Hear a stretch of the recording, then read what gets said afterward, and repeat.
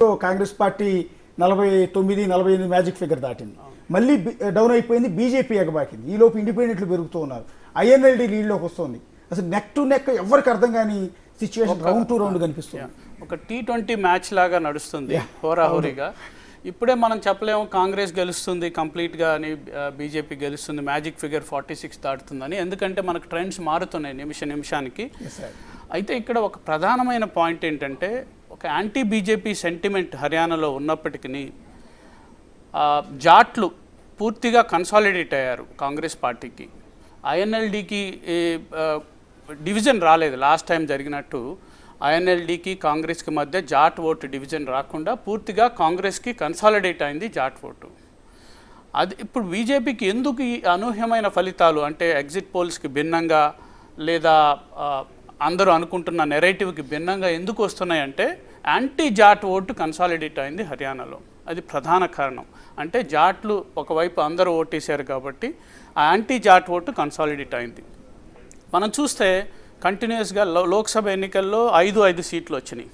ఆ సిమిలర్ పరిస్థితి మనకి ఇక్కడ కనిపిస్తుంది. ఎందుకంటే జాట్ రైట్స్ అయినప్పుడు కానీ అక్కడ లోకల్గా ఉన్న ఇతర జాట్ ఇతర కులాల వాళ్ళకి ఇబ్బంది అవ్వటం కానీ, తర్వాత మనకి లోక్సభ ఎన్నికల్లో మనం చూసినప్పుడు ఇద్దరికి 5 వచ్చింది. అదే ఫలితాలు ఇప్పుడు కనిపిస్తున్నాయి భిన్నంగా. అంటే ఇక్కడ ఏమవుతుందంటే బీజేపీకి ఫార్మర్స్ వ్యతిరేకంగా ఫార్మర్ మూమెంట్ అక్కడే ఉండటం, ప్లస్ రెజ్లర్స్ మూమెంట్ మీకు చూస్తే ఆమె వినేష్ ఫొగట్ ఆమె లీడింగ్లో ఉంది.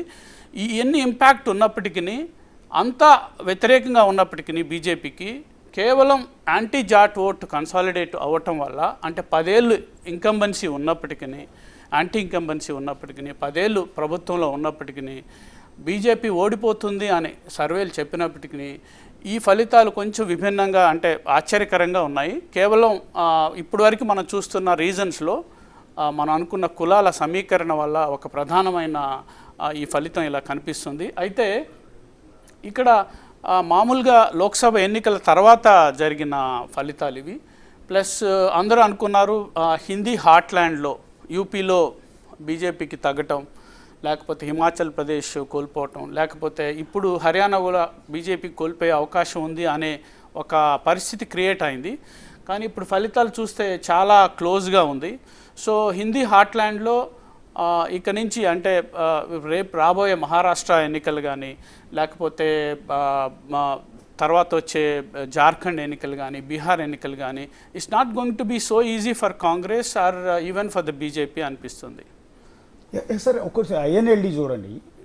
ఎందుకని ఒకప్పుడు గవర్నమెంట్ని ఫామ్ చేసిన ఐఎన్ఎల్డీ పరిస్థితి 3 సీట్లకు పరిమితం అవుతోంది. ఆ 3 కూడా ఉంటాయో లేదో కూడా గ్యారంటీ లేనట్టుగా ఉంది. ఎందుకంటే ఇందాక వరకు 0-0 ఉంది.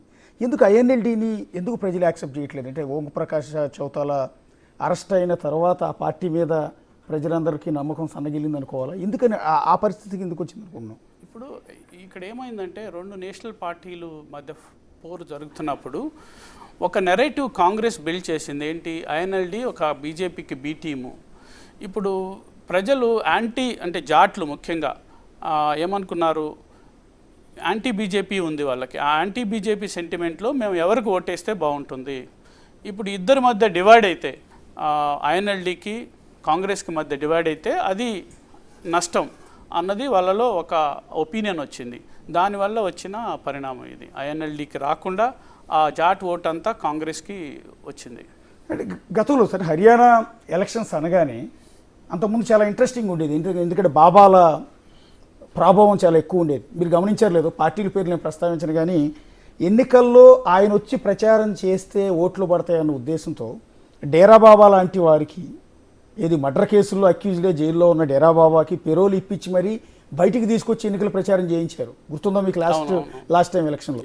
ఈసారి ఆ డేరా బాబాలు లేకపోతే ఇంకొక బాబాల ప్రభావం ఏమాత్రం కూడా కనిపించట్లేదు కదా? అవును, ప్రధానంగా ఇక్కడ మొత్తం హర్యానా పాలిటిక్స్, బికాస్ మనకి ఢిల్లీకి ఆనుకొని ఉంది, ప్లస్ ఈ నేషనల్ పాలిటిక్స్ అంటే లోకల్ రీజన్స్, నేషనల్ రీజన్స్ రెండు ప్రభావం చూపించాయండి. నేషనల్ ఇష్యూస్, లోకల్ ఇష్యూస్ అంటే మనం చూసుకున్నది కులాల సమీకరణ కానీ, అక్కడ కరప్షన్ ఎక్కువైందన్న ఒక భావన, జాట్లకి సరిగ్గా ఈ ప్రభుత్వంలో న్యాయం జరగట్లేదన్న ఒక ఫీలింగు ఇలా రావటం వల్ల కొంత లోకల్ ఇష్యూస్ మనకు కనపడ్డాయి. అట్లనే నేషనల్ కూడా మోడీ అంటే మోడీ ప్రభావం హిందీ హార్ట్లాండ్లో కొంత మోడీ అండ్ అమిత్ షా అండ్ ఈ ప్రభావం తగ్గిందా అన్నట్లు మనకు యూపీలో కనిపించింది. అది సిమిలర్గా ఇక్కడ అనిపించింది మనకు లోక్సభ. ఎందుకంటే బీజేపీ ఆల్మోస్ట్ 60% ఓట్ షేర్ నుంచి మొన్న ఎలక్షన్స్లో తగ్గింది. అంటే కంటిన్యూస్గా తగ్గుతూ వచ్చింది BJP vote share. Congress vote share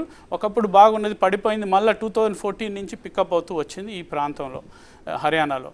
so అది మనం క్లియర్గా చూసాం. బట్ ఇక్కడ it's a shocking result for even political pundits, because ఇప్పుడు చూస్తే 38కు ఉంది, 44. So I think independence, if బీజేపీకి తక్కువ వస్తే independence will play a key role. So బేసిక్గా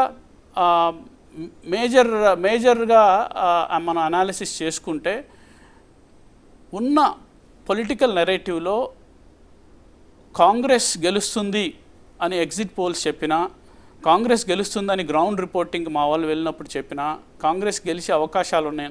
ఒక మేజర్ ఫ్యాక్టర్ యాంటీ ఇన్కంబెన్సీ ఉన్నప్పటికీ, బీజేపీకి ఇంత పరిస్థితి ఉన్నప్పటికీ ఒక మేజర్ ఫ్యాక్టర్స్ నేను అనుకుంటుంది ఇందాక చెప్పినట్టు జాట్ వ్యతిరేక ఓటు. రెండోది బీజేపీ ఎలక్షన్ మేనేజ్మెంట్లో ఎలక్షన్ని ఎలా నిర్వహించాలి, ఎలక్షన్స్ని ఎలా ఫైనాన్షియల్ మేనేజ్మెంట్ దగ్గర నుంచి BJP has mastered the art. So I think that అది హెల్ప్ చేసింది అనుకుంటున్నాను బీజేపీకి. కానీ ఈ సర్వే ఫలితాలకి ఎగ్జిట్ పోల్స్కి ఏమాత్రం సంబంధం లేని రిజల్ట్ ప్రస్తుతం హర్యానాలో కనిపిస్తుంది. ఇప్పటికీ కూడా మ్యాజిక్ ఫిగర్కి చేరువలో బీజేపీ కనిపిస్తుంది. 44, మ్యాజిక్ ఫిగర్ 46, 44కి వచ్చింది, ఇందాక 48 వరకు వెళ్ళింది కూడా. కాంగ్రెస్ పార్టీ ఆధ్వర్యంలో ఇండియా కూటమి దాదాపు 60 స్థానాలకు వచ్చింది లీడింగ్లో. ఫస్ట్ రౌండ్ ట్రెండ్లో 60 స్థానాల నుంచి 38కి పడిపోయింది. మీరు అన్నట్టుగా ఒకవేళ ఇప్పుడు యాజ్ ఇట్ ఈజ్గా ఇప్పుడున్న రిజల్టే కనుక వస్తే 44 ప్లస్ ఇండిపెండెంట్లు 5, మీరు అన్నట్టు సెంట్రల్లో వాళ్ళు అధికారంలో ఉన్నారు, వాళ్ళకి కూడా అలవాటు కూడా ఉంది కాబట్టి కొంత ఇండిపెండెంట్లు వాళ్ళ వైపు తిప్పుకునే 44 ప్లస్ 5 49. ఐఎన్ఎల్డి 3 బీజేపీ వైపు మొగ్గే అవకాశం ఉంటుందా? ఉంటుంది. ఎందుకంటే ఇప్పుడు క్లియర్గా లార్జెస్ట్ పార్టీగా ఎమర్జ్ అవుతుంది. ఒకవేళ ఇదే ఫిగర్స్ కంటిన్యూ అయితే BJP will become the largest party. Plus independence ఉన్నారు, మీరు అన్నట్టు సెంటర్లో పవర్లో ఉన్నారు, ఇప్పుడు స్టేట్లో కూడా పవర్లో ఉన్నారు కంటిన్యూస్గా. ఐ థింక్ ఇదే ఫిగర్ కంటిన్యూ అయితే బీజేపీ ఈజీగా గవర్నమెంట్ ఫామ్ చేసే అవకాశం ఉంది. But this is a big surprise.